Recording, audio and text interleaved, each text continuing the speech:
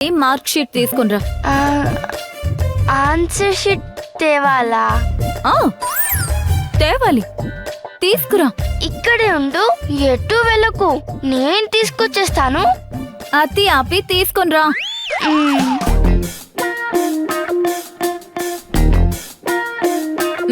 వెళ్ళు.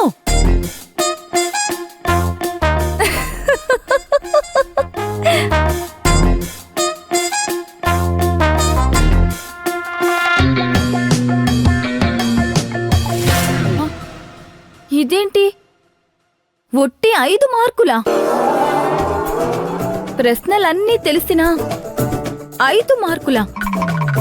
ప్రశ్నలు తెలుసు కానీ ఆన్సర్స్ తెలియవు కదా. నీకు కొవ్వు బాగా పెరిగిపోయింది. అవును, నేను లక్ష్మమ్మవ్వ కూడా చెప్తూ ఉంటాను, కొవ్వుండే ఫుడ్ పెట్టద్దు అని. నెయ్యి గియ్యి వేసి తెగ పెడుతుంది. రేపటి నుంచి నేను జిమ్కి వెళ్ళాలి బాబు. జిమ్కి. నువ్వు జిమ్కి వెళ్తావా? అవసరం లేదా?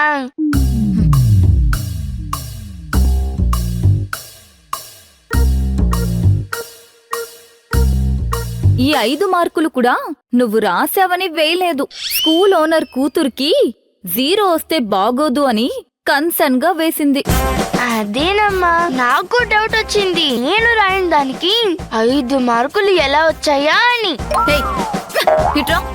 రా రా, 2 తగిలిస్తే కూర్చో, నీకు అప్పుడు తెలుస్తుంది. నీకేంటి, మంచి మార్కులు రావాలి కదా. వచ్చే పరీక్షలో 90% మార్కులు తెచ్చుకుంటా. సరే సరే, రాకపోతే ఏం చేయమంటావు? మంచి ముద్దు పెట్టి చెప్తా. ముద్దు కావాలా? ముద్దు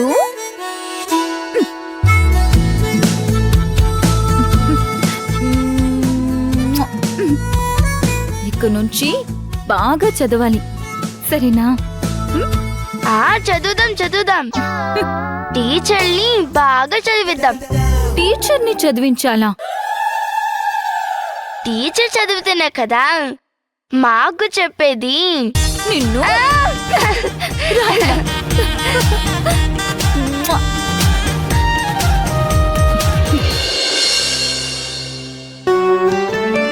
నమస్తే మేడం. నమస్తే. చెప్పండి రామ్ కుమార్ గారు, ఏమైంది ప్రపోజల్? బస్ రూట్ సంగతి అప్రూవల్ అయిందా? ఆ బస్ ప్రపోజల్ మనకు అప్రూవ్ అవ్వలేదు.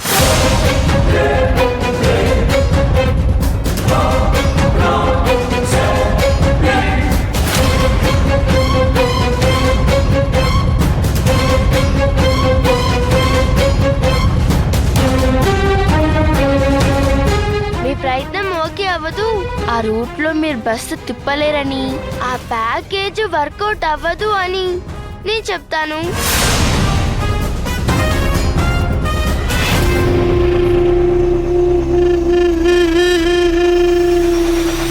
వేరే ఎవరైనా అడ్డుపడ్డారా?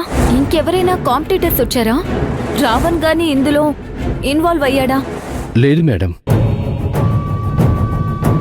ఈసారి ఈ రూటు వేరే వాళ్లకు వెళ్ళింది. వాళ్ళు పూర్తిగా కొత్త వాళ్ళు, కొత్త బస్ తీసుకుంటున్నారు. ఒక్క బస్ పెట్టుకుని కొత్తగా ట్రావెల్ స్టార్ట్ చేస్తూ నేను రావణ్ వంటి హేమా హేమిల్తో పోటీపడి ఈ ప్యాకేజ్ బస్ రూట్ ని సంపాదించాడా? ఎవరిది రామ్ కుమార్? మీ అన్న సింహాద్రి మేడం.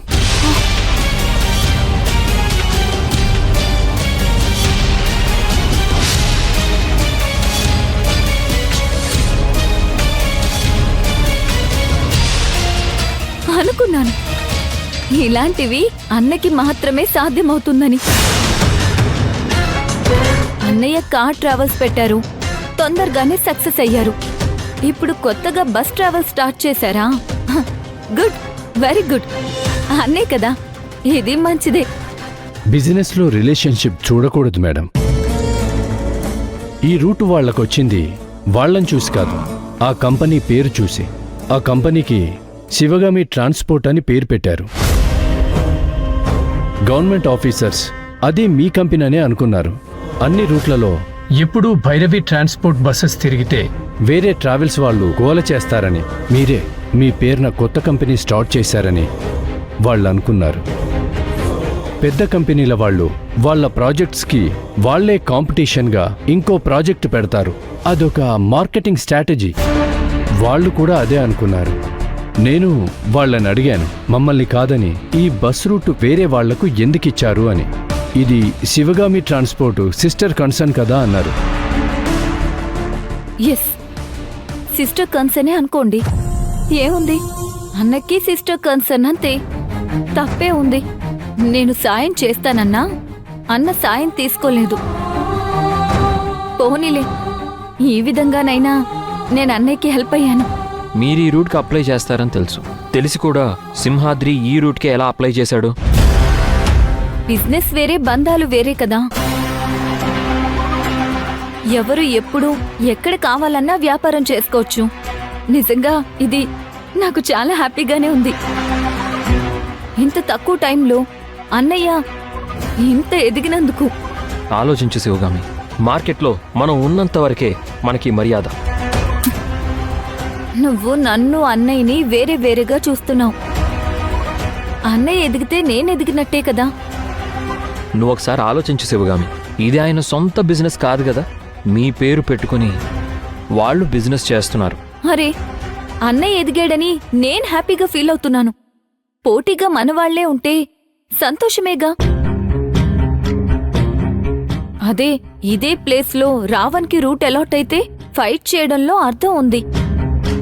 ఇది అన్నే కదా తీసుకుంది. మన వాళ్ళని మనమే తక్కువ చేయలేం కదా. మన వేలితో మనమే పొడుచుకోలేం కదా. I can understand. సరే మేడం, నేను వెళ్ళొస్తాను. సరే. శివగామి, మళ్ళీ దీనివల్ల తర్వాత నువ్వు ఇబ్బందులు పడకూడదు. Arjun, calm down. ఏం కాదు, everything will be fine. Okay.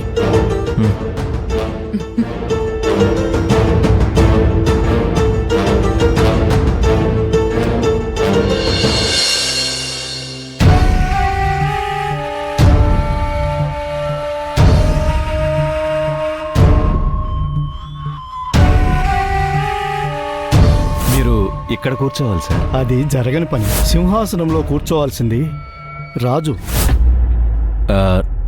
నమస్తే సార్. రా సింహాద్రి, కూర్చో.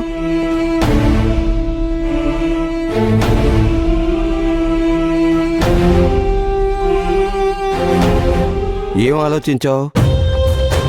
రాత్రంతా నిద్ర లేకుండా ఆలోచించినట్టున్నావు. కళ్ళు ఎర్రగా ఉన్నాయి, ముఖం కూడా డల్గా ఉంది. బస్ ట్రాన్స్పోర్ట్ విషయంలో నేను వద్దనే నిర్ణయం తీసుకున్నాను సార్.